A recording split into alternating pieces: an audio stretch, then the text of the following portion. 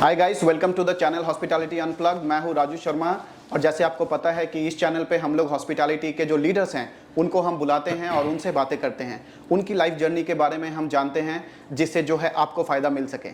और इसीलिए जो आज हमारे गेस्ट आए हैं वो है मिस्टर अर्जुन कगालो, जो कि नोवोटेल कोलकाता के जनरल मैनेजर हैं। चलिए बात करते हैं आज उनसे। Sir, thank you so much for giving your time and thank you so much for accepting our invitation. Raju, firstly, thank you so much. Thank you for having me on your podcast. I'm very, very excited. And I would tell all your audience and students particularly who are listening to this, I think we'll stick to English purely because if I speak in Hindi, it'll be more of a comedy show than anything else. So I'd like to keep this that way.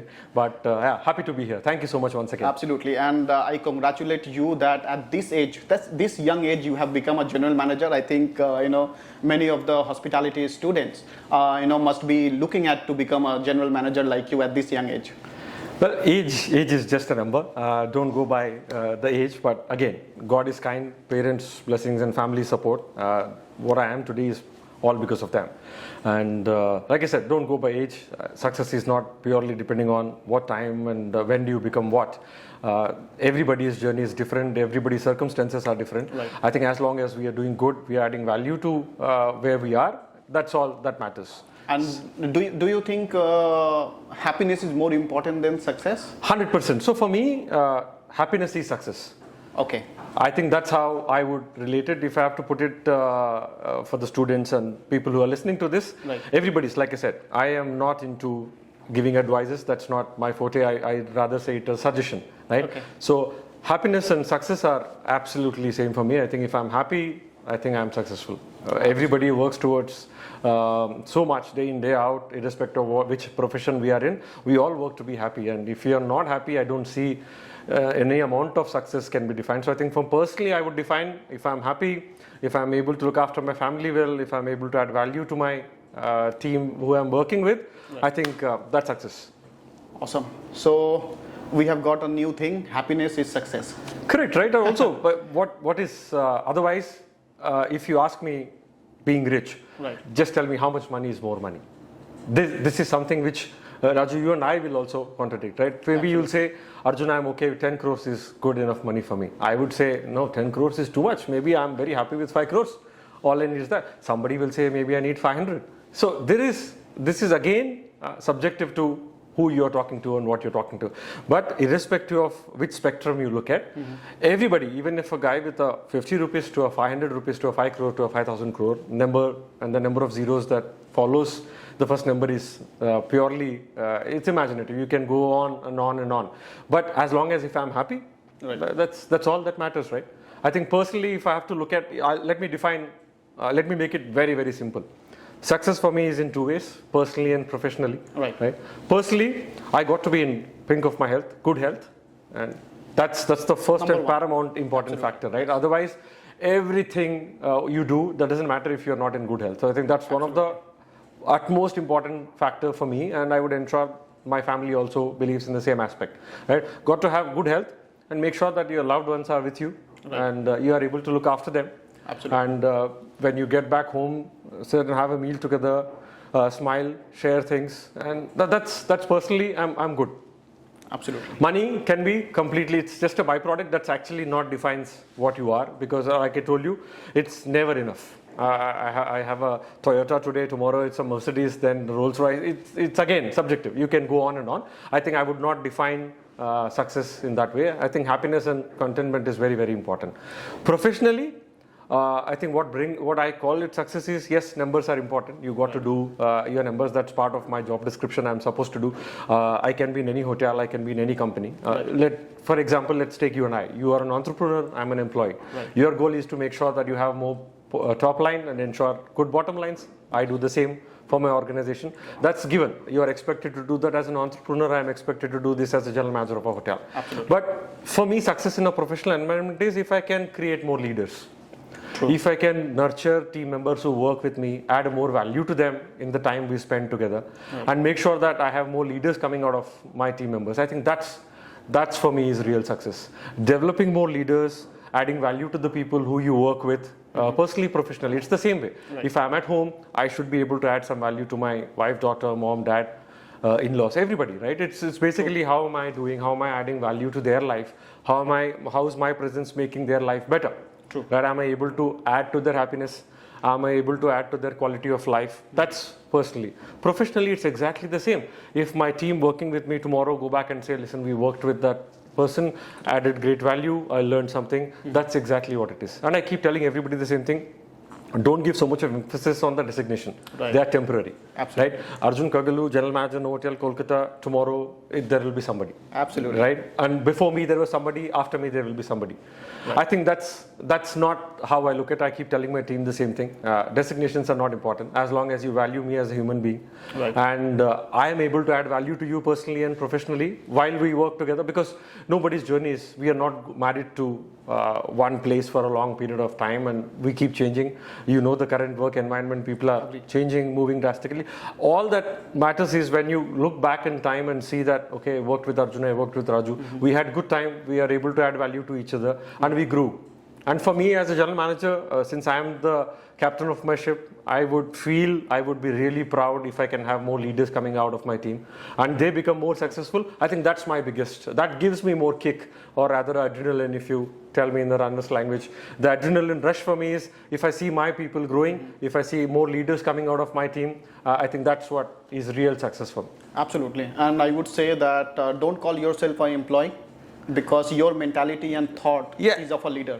Absolutely. So I would prefer that people should call you a leader. Correct. Because the way you are thinking about your employees, you are trying to make them a leader. Absolutely. I think it's amazing to know. Thank you so much for sharing that. See, I have few questions. Please. I have written these questions for you, so that I do not miss out these questions. Absolutely.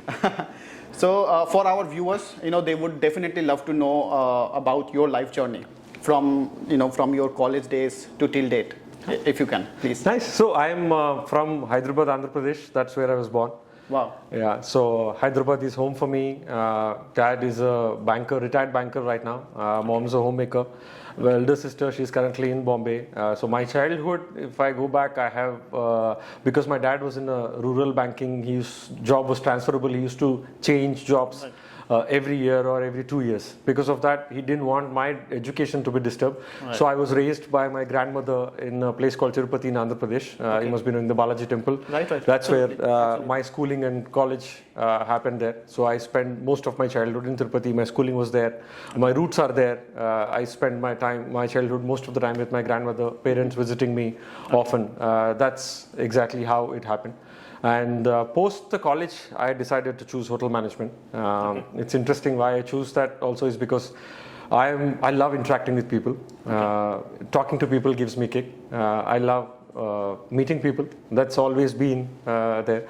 And I thought, well, we are doing research. My family is, I'm the first one, odd man out if you can say, in the family, because my family is full of engineers and doctors. That's the profession, or bankers. Right. I'm the only one who's actually deviated and come to this forte. So after the college, I joined the Merit Association School of Hotel Management. Mm-hmm. That's where I've done my 3-year hotel management. Right. But the advantage for me is synonymous to what you are doing at your institute currently, is that focusing on international exposure. Right. So during that time, the college had 2.5 years to study in India. Uti, Tamil Nadu is where the college was. Okay. So first 2.5 years we study there. Last 6 months, as part of a curriculum, we fly to Geneva, Switzerland. Mont Pelerin is where a college, hotel school, Hotel and Tourism Institute. That's my college. So you finish your last 6 months in Geneva, Switzerland, but you get the degree. It's a Swiss degree in hospitality management. Okay. As you know, even today, Switzerland is considered absolutely the best for the hospitality, right? Yes. I think we were very fortunate 2005, 2006 to be there in the college, get the Swiss exposure. And also after finishing the education, I had an opportunity to work in one of the Swiss hotels for some time. That's also an eye-opening experience for us in addition to the industrial training. That's where the first we start. Yes. So worked in Europe for some time, then came back to India. I started with Marriott. Courtyard Marriott was a pre-opening property. I joined as a duty manager. Right.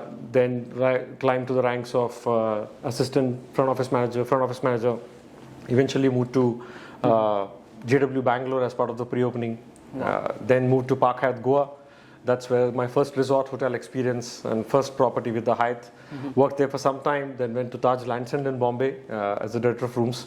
From there came back to Hyatt as a director of operations with Hyatt Regency Chennai. Right. Then first general manager at Hyatt Centric Goa. Goa we spent about 6.5 years together. And then from there I am now here in Kolkata. It's been about 6 months. Fantastic journey. That is great. And you always wanted to be a hotelier? Like from your childhood or No, it was not just, actually. I would be lying if I say I always wanted to be a hotelier. Like any, so dreams and ambitions vary. So I think when I was in mid-school, maybe I wanted to become an IAS, IPS because my father was very inclined and he used to tell me stories about how being an IAS officer you get the kind of respect. We are like-minded. In fact, I wanted to do UPSC as well, or IAS, IPS. I don't know whether I wanted to or not, but at least I heard from my father so many times that being an IAS gives you certain kind of elite status in the society, and you're also in a commanding position. Also, that whole atmosphere is different. So that's what I heard. So maybe in mid-school I wanted to be an IAS officer, and then eventually wanted to go to US and do, I did my SAT exams. I wanted to get into technology also. I think a lot of things. Like any, if I ask my daughter right now, one day she tells me she wants to become a ballerina, one day she wants to become a baker, one day she wants to become an artist like her mother. So her aspirations keep changing. Like that's how any child. I was also the same. Very fickle-minded. Every year I wanted to become something. But I think my conviction started very growing from the time I reached 12th standard, because I think what happened also is that in and around where I was studying, the ecosystem was all centralized towards you finish your 10 and then you go to +1, +2. Right. It's all about either you take maths or science or commerce. These are the things. And you take a maths, you become an engineer. Otherwise, you go become a doctor, or you go into arts. And these are the only 3 segments. And I keep seeing ample number of people around me. I said, why does everybody have to do this, right? You don't want to do this day in, day out. So I think one of the boldest move I've also done is just before we have this entrance test, we used to call it MSET. MSET is your mathematics, chemistry and entrance test to get into engineering colleges. I think a day before or a night before the exam, I actually took my father out and told him that, listen, I'm really not interested to do this. I want to become Was he angry? I don't know. No, he was not angry. Actually, he's very supportive. He was shocked. I can tell you that he was definitely shocked. He said, why is he telling me one day before? Right. I think tomorrow is your entrance exam and you're telling me today that you don't want to do it. But trust me, he's very, very supportive. I think in this whole journey, to start this journey, my mom and dad played an instrumental role. Of course, my family was again, we come from a conservative middle class family who has never seen this side of hotels. And I'm talking way back 2001, 2002, when you pass +1, +2. Nobody has heard of hotel management, right? And even today, if you go to remote parts of Andhra Pradesh, you tell them hotel management, they only know, are you serving, are you cleaning? These are the only 2 aspects, people. That's how it is. Let's accept what it is. Though things have come a long way in the last 2 decades, right? So even my family had a lot of apprehensions, and that apprehension is not because they don't like hotel management. It's because of the concern of care towards me that, and I was I don't say I was the best student. I was a bright student. I'm always, my marks were about 90% plus always. And they say that if you're scoring well, why do you want to do hotel management? You can do this. Why are you venturing in? And this is an unknown devil.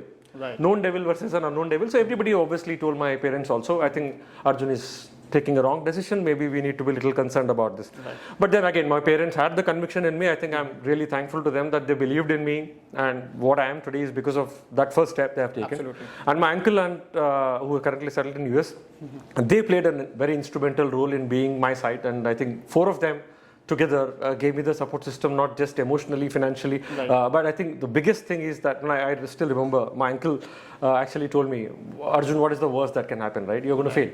It's okay. You come back and we try again. True. I think that words I still echo in my heart, and I'm sure if he listens to this, he will be also proud. I remember having this conversation over a phone with him. I said, what can go wrong? And his words, not mine, but I was not that mature at that time. He told me that what's the worst that can happen? You fail, it's okay. We come back and we try, but at least we try. Yes. So that's how this journey started. And my conviction was that I heard about hotel management that time. I did a lot of research. Right. We used to go to internet cafes and read, because that time smartphones and Google and all not so handy. Right. Speak to a couple of people, friends in the industry, speak to them, take their views. And then I, of course, after speaking to them, my research, I was very convinced that it's a people's industry, and I think my forte will be there. I think I'll do more justice this side rather than become and one of many engineers. I think this is my passion. Right. My gut feel and instinct said that follow your passion. I think my parents helped, my uncle and mom, dad, and that's where I am today. So in fact, I remember when I started my business, my father was very angry because I left a very good job. Correct. With a very good package, but ultimately, no matter how much he was angry, ultimately the money for starting this business, Absolutely, he is the capital, one he was my first investor. Nice. So if we have the parents' support, it gives a lot of motivation. 100%, yes. And what do you think is the most difficult part of being a hotelier? So I'll tell you actually very practically, and what I have faced also is that we are not a traditional company. When I say traditional company, I'll tell you in a layman's language, right? When my entire family is celebrating a festival, then as a hotelier, during the initial stages of my employment, when I'm working, climbing the ladders, you got to work when everybody is actually on holiday, because that's when the hotels are traditionally busy. Absolutely. Right? And family acceptance is very difficult, right? The one occasion they understand, 2 occasions they understand, but after the 3rd occasion there is a comment that will come in saying that, are you the only one who's working? Why is that you are never in any of the events? Yes. Right? Yes. How do we tell them that our industry is like this? Right? And that's one of the most difficult aspects. I'll tell you, even now, even after becoming a general manager and stuff like that, 31st of December, when the entire world parties, while we also party because you're a general manager, you are there at the venue, but my focus is also on how much business I'm doing, how is the hotel, how is the event getting up, depending on the size of the hotel, number of guests I have at my hotel. Imagine in any 5-star hotel across the country, on 31st you see the maximum footfall. Absolutely. Everybody comes to the hotel to celebrate. True. And they are my responsibility, right? They're coming to my house, and that's our family. And our team put together, all of us, we are interested to look after them, to make sure that their New Year Eve celebrations are well looked after. But can I actually take a holiday and go somewhere during the most busiest time when I make the maximum amount of money? Right. I would love to be part of my team, be there with them, ring the New Year's with them, wish them. That's how it is, right? But I would miss out on my friends partying somewhere else, stating that, listen, because they are in a different industry. That industry doesn't work during that time. And this is not just 31st. Take any occasion, any hotels. All the restaurants will be busy. I'll give you a latest example of Poila Boshak. It's a holiday but my hotel restaurants were full. Right? All of them are coming to the hotel to eat, and I'm very happy that number of guests are coming. But I got to be there. Right? Absolutely. So as you climb up the ladders, you may have the flexibility of taking sometimes off and weekends and stuff like that. But one of the most difficult aspects for the hotels undoubtedly is that traditionally when everybody is partying, you are actually working, and because they are coming to you to party, and when you have all the free time and they are actually working. And predominantly you see weekends is when your family is off, weekends is when the hotels are busy. If you're working in a resort hotel, weekends are almost packed. Like when I was working in Goa, people, every time somebody calls me and say, you're working, you are so lucky you are. I said, listen, I'm working in Goa, I'm not on holiday. So that's actually but there's also fun, like I told you. You slowly get used to it, but initially, it is difficult. When you see your whole family is celebrating or meeting in many places, going out for events, they will also expect, so why is Arjun not coming for this event? And why is only Arjun not coming? Everybody else is coming, everybody is working. So I don't say that their job is any inferior to mine or mine is inferior to them. It's nothing like that. It's just the dynamics of hotel industry are different, that when you are busy, I am not. When I am busy, you're not. That's exactly what it is. You've got to adjust, and then you find your own rhythm, and I'm sure you'll start enjoying this as well. Absolutely, I agree to that. And yes, this is interesting. If you could go back and give your 18-year-old self, like 18-year-old Arjun, one piece of advice, what would it be? Actually, stop giving so much importance to what others think about you. Personally, I have actually done this many times. So if I go back, like your question, I wish there is a time travel. I can go back in time and change things. Unfortunately, we are mere mortals. We can't do that. But I really would actually stop caring what others would think. Like majority of the actions we do are because what others think about me. What will others think about me? What if I do this? What will they think? And the second biggest mistake is to realize that actually nobody is thinking about you.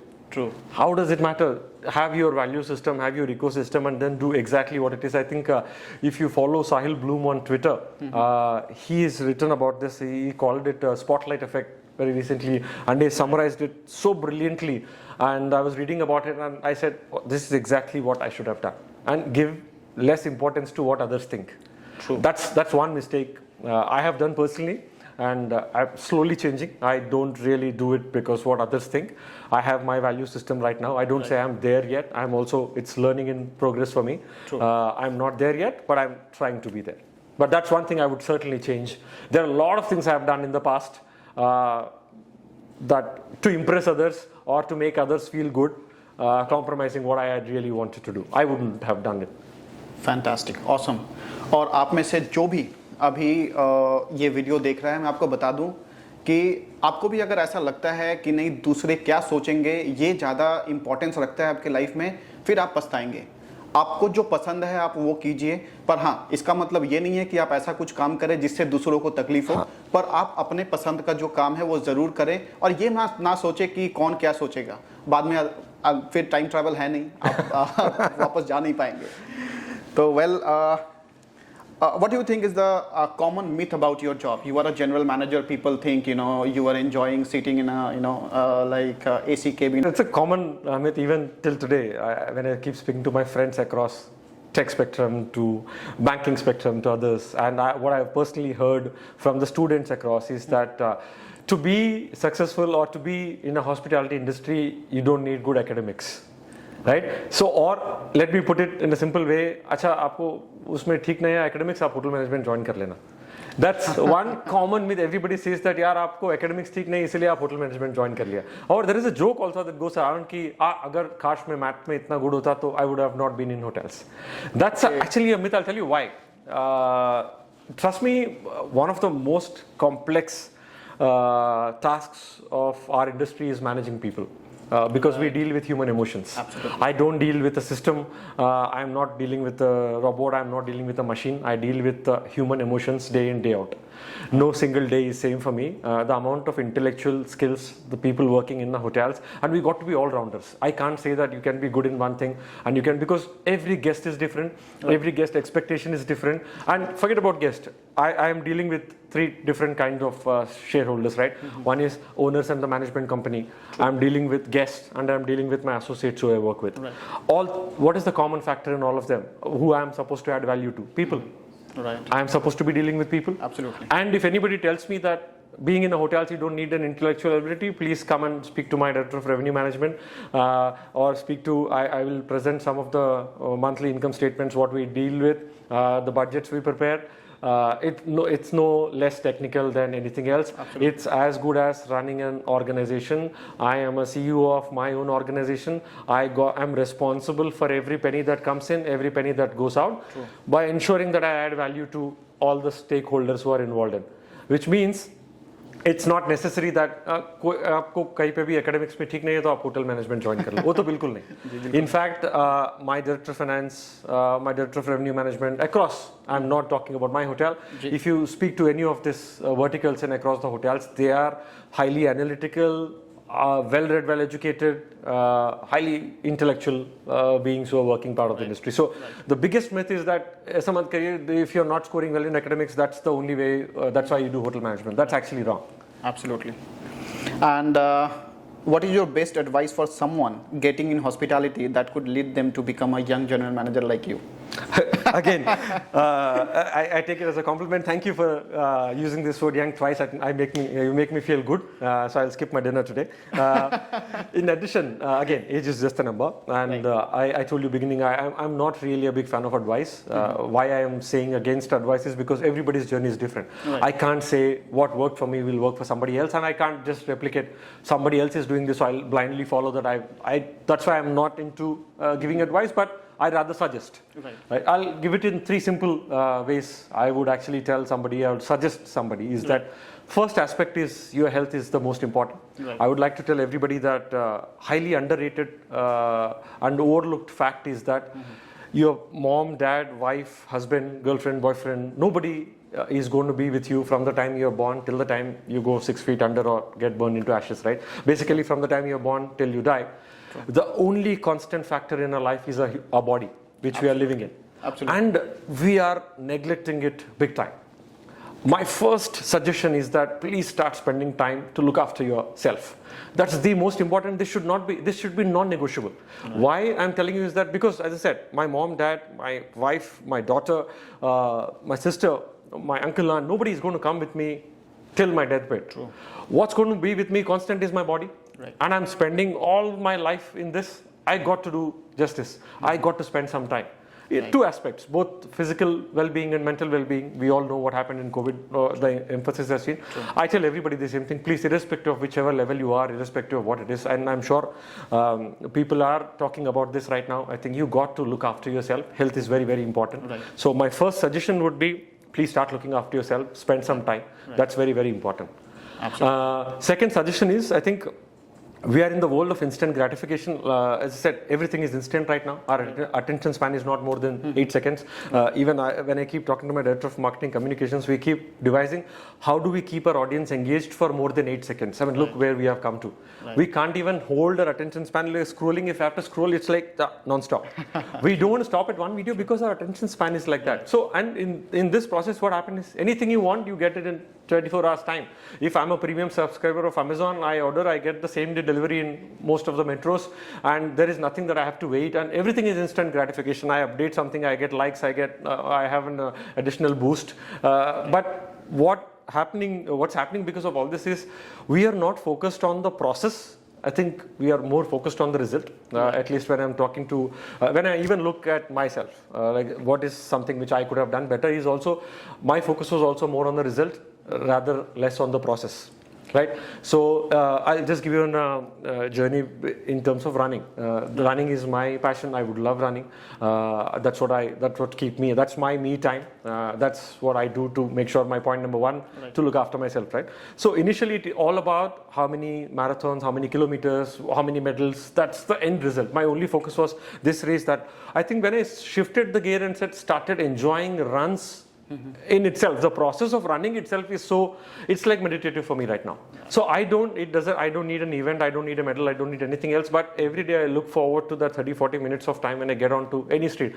And the other thing is, any city I go, wherever I go, that 40 minutes of my time is that process of running is giving me so much of joy. So I think after shifting my focus from the end result to the process, I am more happy and content. So while I know it's very hot and humid, but that 30-40 minutes of run is giving me so much of joy. And I think my suggestion based on the experience is that if you focus on the process, not on the end result, right, you will be far more. I think that's a byproduct of what you do. You enjoy the process, I think rest is that. Absolutely. And the last one, like I told you, is adding value to wherever we are. Whether we are at home, I need to add value to my wife and daughter, who are a tremendous support system for me. Like when you ask me one of the aspects, what is the difficult thing for the hotelier? One of the question you may add also is that how difficult is it for the family members? Like if you ask my wife, she'll tell you, without her support, I don't think so I would be able to do anything. Right. Without my daughter's support, impossible, because they are the ones who actually face the brunt. What we can do at the hotel, long hours, different work schedules, we can't do it because if we don't have the support system back home. So I think majority of the credit goes to them. Because of what they are, we are what we are. So idea is to add value to wherever you are. Make sure you be a nice human being. Focus on being a good human being rather than I will only be nice to him, I'll be respecting him if he's a CEO, CFO, GM, AVP. Designations are temporary. Right. Focus on the person, add value. Right. And in turn, you will get value. I think that's, if you do these three, automatically you are happy and content. And if you're happy and content, I think success is there. Absolutely. I would say these are the three things I would personally also learned from my experience and worked it. And I'm still learning. I'm not saying I've reached the nirvana or I've reached a stage. I'm learning every day. And that's what I try to tell my team as well. Okay. It's more like I'm still a student. Absolutely. Always. Always. Well, thank you so much. See, this is, I won't say it's serious, but this is very important. And what do you think is the ratio of boys and girls in the hospitality industry? It's a burning question. So let me not give you any statistics as such, but I can summarize this and say that the numbers certainly can be better. We certainly can have more equal opportunities is what we call. And what we are looking at right now is also every company you work with. I'm not naming Accor because I'm working for Accor. Every company's emphasis, and Accor's particularly emphasis, is more on women empowerment, ensuring more leaders are in the women portfolios coming in and they are becoming more future leaders. That's exactly what we are looking at.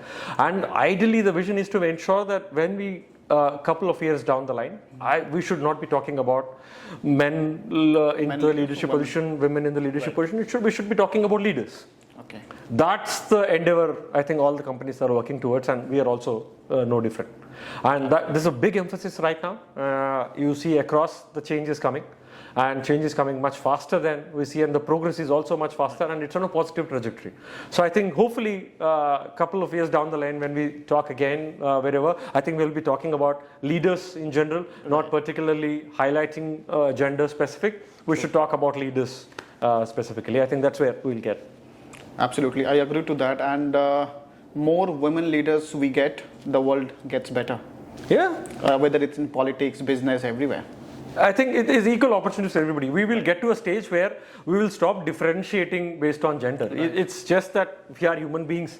Let's start getting the equal opportunities. Right now, BCCI has announced equal pay. That's become a huge news, right? Because it's a big step, right? It's great. And eventually we'll reach a stage where we don't even have to discuss that because it's equal opportunities for all, period. That's where our endeavor is. And I'm sure we'll get there. Absolutely. And it was lovely talking to you. Lovely. And, thank you so much for coming to this show, Hospitality Unplugged, and we are promoting hospitality here. No, thank you so much. You are all doing a wonderful job. And like I said, I keep going to the hotel management colleges. When I keep speaking to the students, I feel very, very happy. And especially what you are doing, actually exposing the students to the outside world and giving them the international exposure. You are doing a fantastic job. I wish you and your team the very best. And thank you once again for giving me these opportunities. This opportunity is indeed very exciting and new for me. So thank you. Thank you. Thank you so much. Thanks a lot. Pleasure. Thank you.